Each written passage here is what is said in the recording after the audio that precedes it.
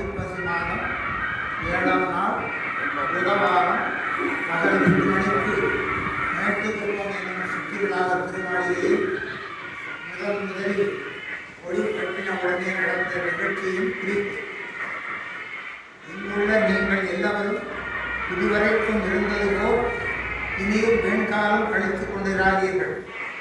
இது முதல் சாலைக்கு ஆண்டவர் போகின்ற 10 தினமாகிய கொஞ்ச காலம் வரையில் நீங்கள் எல்லாரும் நல்ல விசாரணையில் இருந்து கொண்டிருந்தால் இருங்கள்.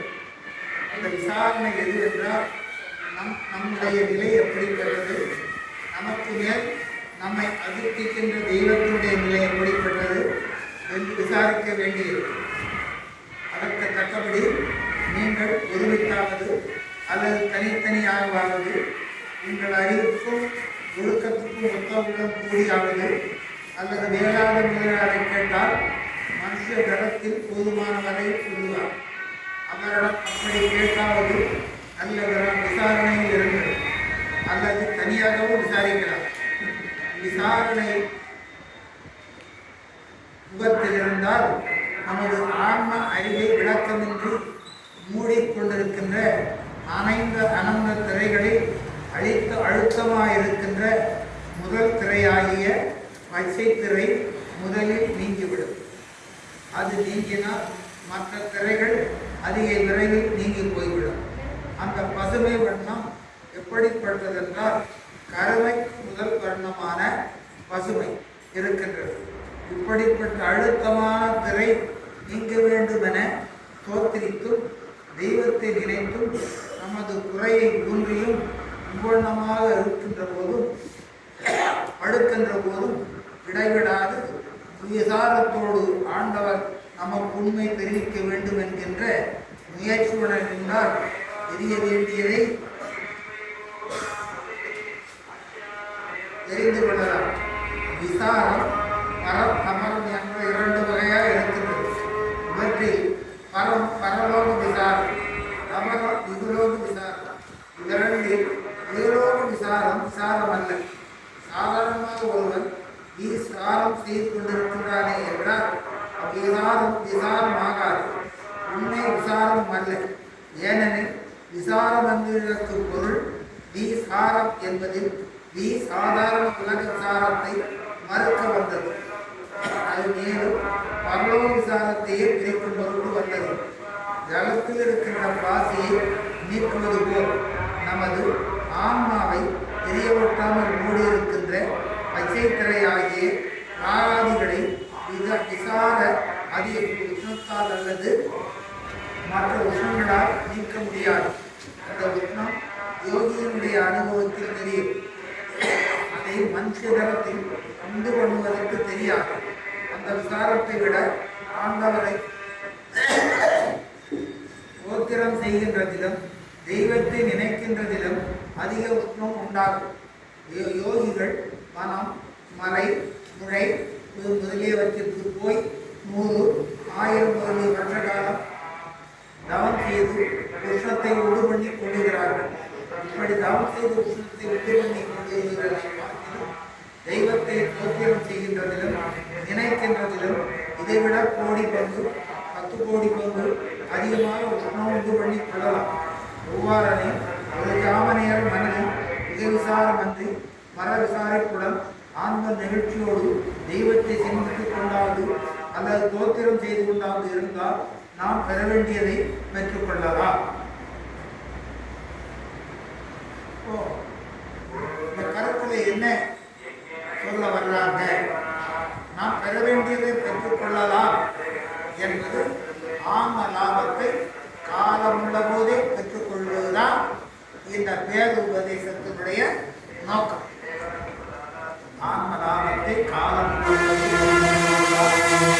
உபதேசத்தினுடைய நோக்கம். ஏனென்றால் ஆன்ம விளக்கம் உடையதாக மாறுதல் வேண்டும். இப்போ முதல்ல அது விளக்கம் பெறுவதற்கு அதுக்கு பயிற்சி அளித்தல் அவசியம். அது பயிற்சி என்பது இயற்கை உண்மை.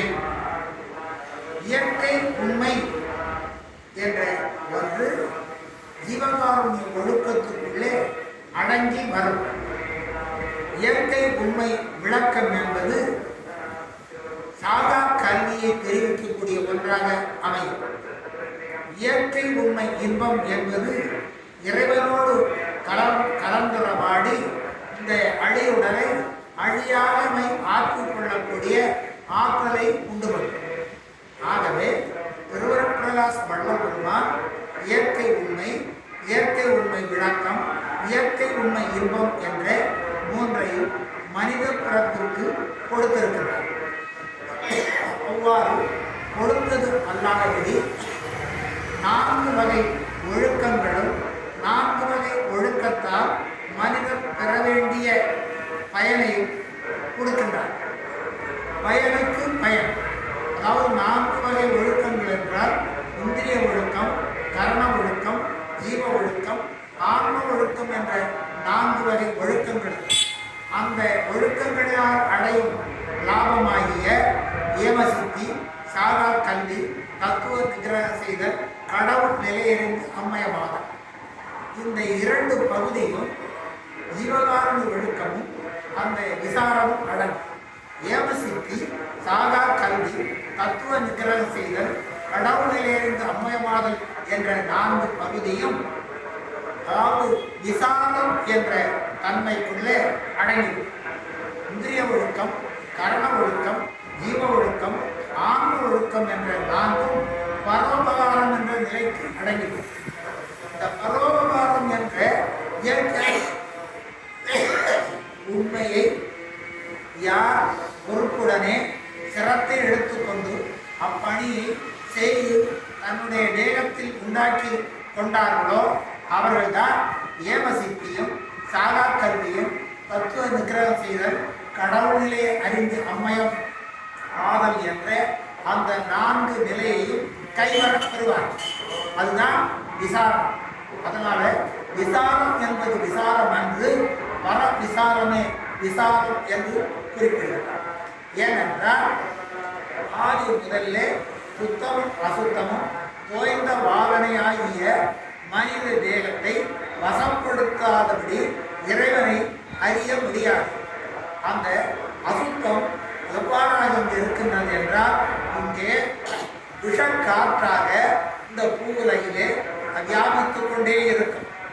அந்த வெளியிலே அது அமுத காற்றாக அதிக காலம், அதாவது 24 மணி நேரத்தில் ஒரு 1.5 மணி நேரம்தான், ஒரு முகூர்த்த நேரம்தான் விஷக்காற்று அண்டவெளியிலே இருக்கும். அதே இந்த பிண்ட உலகிலே விஷக்காற்று 22 மணி நேரம் வரையிலும் இங்கே இருக்கும். அதிகாலை 4 மணியிலிருந்து 6 மணி வரை அந்த அமுத காற்று அருணோதய உதயத்திலே தோன்றி அந்த தன்னுடைய இயல்பு நிலையை இந்த உயிர்களுக்கு கொடுத்துவிட்டு சென்றுவிடும்.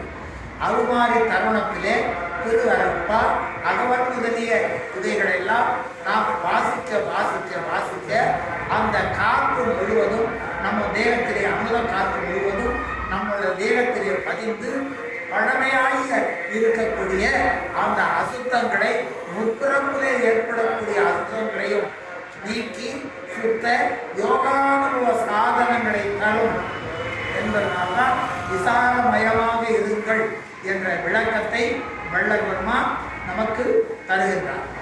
ஆகையினாலே இயற்கை உண்மை என்ற இந்திரிய கரண ஜீவ ஆன்ம ஒழுக்கங்களை நாம் இந்திரிய ஒழுக்கம், கரண ஒழுக்கம் நம்முடைய முயற்சியினால் ஒவ்வொரு மனிதன் செய்து வரும்போது இவன் மிக்க பிரயாசை உடையவன், தன்னுடைய தேகத்தை பாதுகாத்துக் கொள்ளக்கூடிய ஆற்றல் உடையவன், இவனுக்கு ஜீவ ஒழுக்கமும் ஆன்ம ஒழுக்கமும் வழங்கலாம் என்று உயிர்களினால் சிபாரிசு பண்ணும்போது எல்லா உயிர்களிலும் இருக்கக்கூடிய ஜீவர்கள் ஜீவகாருண்ய ஒழுக்கமுடைய செயல்களை இவரால் குற்றமில்லை என்று சிபாரிசு செய்யக்கூடிய தருணத்திலே ஜீவ ஒழுக்கம், ஆன்ம ஜீவ ஒழுக்கம் என்ற மகா யோகானுபவத்தையும் ஆன்ம ஒழுக்கம் என சிவா ஆன்ம அனுபவத்தையும் தரக்கூடிய ஒன்றாக அமையும். இந்த யோகானுபவமும் சிவானுபவமும், யோகானுபவம் பிரம்மானுபவமாகவும் சிவானுபவம் ஆன்மானுபவமாகவும் இரண்டும் சேர்ந்து சாதா கல்வியை கற்கக்கூடிய நிலை கிடைக்கும் என்பதனால விசாரம் செய்து கொண்டே இருங்கள் என்று வள்ளலார் குறிப்பிடும். மலங்கள உபாதைகள் தவிர மற்ற காலங்களிலே ஆண்டவனை எண்ணுதல், நினைத்தல், துதித்தல், பாடுதல், தோத்திரம் செய்தல், நம்மையுடைய சிறுமைகளை ஊன்றி விசாரித்து குற்றங்களை விலக்கிக் கொள்ளுதல், ஆண்டவனுடைய பெருமைகளை எண்ணி எண்ணி வியத்து கண்ணீர் பல்க ஒழுகுதல், இவ்வாறான காரியங்களினால் அந்த ஆன்மாவை மறைத்துக் கொண்டிருக்கக்கூடிய அந்த பச்சை திரை, மேல் வண்ணத்தினுடைய பச்சை திரையும் கீழ் வண்ணத்தினுடைய கருமை திரையும் நீங்கிவிடும். மேல் வண்ணத்தினுடைய அந்த செழும் பச்சை நிறமானது பரலோக ஞான மார்க்கத்தை சாதா கல்வியை தரக்கூடியது.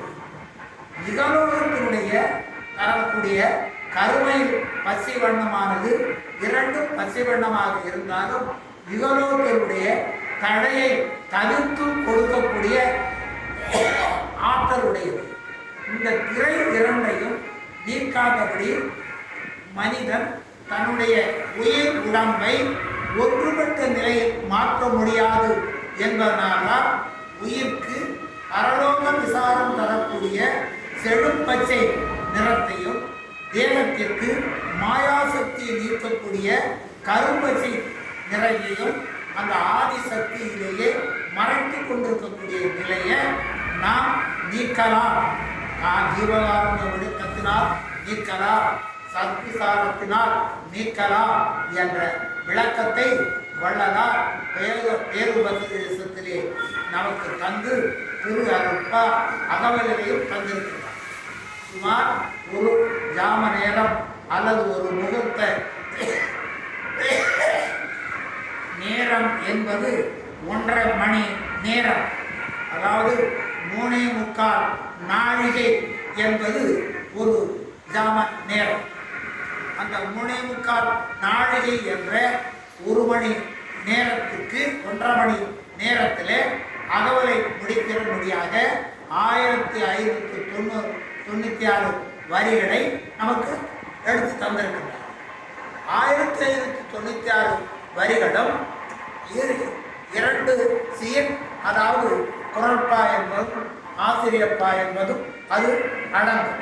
அதிலே இலக்கணம் பிழையில்லாதபடி இலக்கண இலக்கியத்தோடு தந்திருக்கிறார். அந்த அகவலிலே தான் இந்த தேகத்தை அழியாது செய்யக்கூடிய ஓர் புதுமையான ஆண்டவனை அருட்பெரும் ஜோதியன் என்று பெயர் சூட்டி அவர் அறிமுகம் செய்கிறார். அந்த அருட்பெரும் ஜோதி ஆண்டவருடைய வரலாறை ஆரம்ப அருட்பெரு அகவலிலே அருட்பெரும் ஜோதி அருட்பெரும் ஜோதி அருட்பெரும் ஜோதி அருட்பெரும் ஜோதி என்ற 4 ஆச்சரியக்கூடிய குறிகளை கொடுத்து என்ன புதுமை என்ற தானே கேள்வி கேட்டு அதற்கு முதல் அடியிலேயே அருட்சிவ நெறிசார் அருட்பெரு நிலைவாழ் அருட்சிவபதியா அருட்பெரும் ஜோதி என்ற முன்னுரையாக தொடங்கி உலகினின் உயிர்களுக்கு உருவுடையுறலாம் சென்று நீ அடைந்து விளக்குக மகிழ்க சுத்த சம்மார்க்க சுகநிலை பெருக உத்தமம் ஆகுக ஓங்குக என்றனை போற்றினின் பேரருள் போற்றினின் பெருங்கி ஆற்றலில் ஓங்கிய அருட்பெரும் ஜோதி என்ற நிலையை தருகிறார். அடுத்த ஈற்றாக அருட்பெருஞ்சோதி அருட்பெருஞ்சோதி அருட்பெருஞ்சோதி அருட்பெருஞ்சோதி என்ற நிறைவு செய்கிறார். அதாவது தான் அறிமுகம் செய்த அருட்பெருஞ்சோதி ஆண்டவரை அறிமுகம் செய்து இந்த உலகத்தினுடைய தாம் கற்ற சாதா கல்வியினால் கிடைத்த லாபமும் பயனும் உலக விளக்கமும் அண்டமும் பிண்டமும் எவ்வாறு இயங்கிக் கொண்டிருக்கின்றன, பூதங்கள் எவ்வாறு இயங்குகின்றன, மனித மனம் எவ்வாறு இயங்கிக் கொண்டிருக்கின்றது, ஆண்டவனுக்குள்ளே நமக்கு என்ன தருகின்றார், எவ்வாறு தாயாக தந்தையாக இருந்து காப்பாற்றி உபசரிக்கின்றார் என்ற விளக்கத்தை எல்லாம் தந்து இந்த விளக்கை எடுத்து வைத்து ஒரு பெருவெளியிலே அந்த தீபத்தை நீங்கள் ஆராதனை செய்து வாருங்கள் என்ற விளக்கத்தோடு தான் அந்த நிறைவுரையாக அருட்பெருஞ்சோதி என்ற இலக்கியத்தை படைத்து நம் கையிலே கொடுத்திருக்கிறோம். அதைதான் அன்பர்களெல்லாம் இன்று காலையிலே அருட்பாக அதை வாசிக்கிறோம். நான் எழுதிய பாக்கள் முழுவதும் நான் எடுத்து வைத்த விளக்கு முன்னே நீ வணங்கி வழிபாடு செய்து தோத்திரம் செய்து வருவாயானால் நீ உஷ்ணத்தை மலை முளை குகை என்ற இடங்களிலே அளவிழந்த காலம் சாரா கல்வியை கற்பதற்கு ஓர் சுத்த உஷ்ணம் இந்த உயிருக்கு தேவை. அந்த உஷ்ணத்தை சாமானிய நிலையிலே உன்னால் உண்டிக்கொள்ள முடியாது, உண்டாக்கிக் கொள்ள முடியாது. ஆனால் இந்த விருப்பமுடையவர்கள் மலை முளை புகைகளிலே அளவிழந்த காலம் ஊனின்றி உறக்கமின்றி தன்னுடைய தத்துவங்களை ஓம்பி அங்கு தவம் செய்தாலும் கிடைக்க முடியாத அந்த உஷ்ணத்தை ஒருமை நிலையோடு தீபம் முன்னிலையாக இங்கே விசாரம் செய்து திருவருட்ப அகவலினை பாராயணம் செய்து கொண்டே இருக்கிறது. இந்த திருவருட்ப அகவலானது ஒரு விசாரம் உடை. ஏனென்றால் அதை வாசிக்க உள்ளேயே விசாரம் நம்மை விசாரித்து அது என்ன என்று அறிந்து கொள்ளே கணப்பொழுதுக்குள்ளேயே அதனுடைய விளக்கத்தை தந்து கொண்டே சென்று கொண்டே இருக்கும். அதனால்தான் நம்முடைய வாய்மொழியும் பிறருடைய வாய்மொழியும் அந்த சொல்லாக நம்முடைய செவிப்பறைகளிலே நாதமாக ஒலித்து விளக்கத்தை தரக்கூடிய அதி அற்புதமான ஓர் சிறப்பனை திருவர் பிரகாசம் திருவர் அகவலினை தந்திருக்கிறார். ஏனென்றால் ஒவ்வை அகவல் அகத்தினுடைய நூல் மற்றும் மாணிக்கவாசனுடைய அகவல் இவ்வாறான இதைகளெல்லாம் இருந்தாலும் எவ்வாறு அகவல் மயிலானது அகவை தன் இணையை ஈர்க்கின்றதோ அதுபோல் தன்னுடைய தலைவனாகிய கணவனை ஆன்மா தான் அகவி கூவி அழைத்து தன்னோடு இணைத்துக் கொள்ளக்கூடிய ஆற்றலை தரக்கூடிய பேராற்றலை தரக்கூடிய மகா பெட்டகம் திருவருட்பாம் அகவல்.